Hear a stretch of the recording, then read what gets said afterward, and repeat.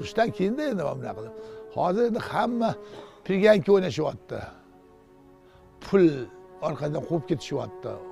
Xudo qolishdi pullar.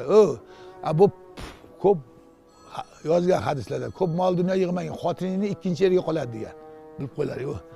Nasib qilgan bolalarni o'qitish kerak, tarbiyani to'g'ri qilish kerak. Bolalar men qaralaring.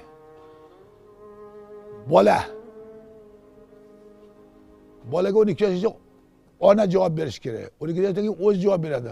Otasidan qo'rqitib tarbiya qilish kerak. Bola yaxshi tarbiya olsa bola bo'ladi. Yomon tarbiya qo'yib yubordingmi? Otaga bekitdimi ona? U qilib bo'lmasa bo'l balo bo'ladi. Hayotiga ega bo'ladi. Tushundingmi? Hayotiga ega bo'ladi. Umringning oxirigacha pishamay yurasanki. Pul orqasidan yugurmaydi deyapsiz. Yo'q, unga emas. O'qit, obrazovание ber. Dunyoda eng yuqori turadiganchi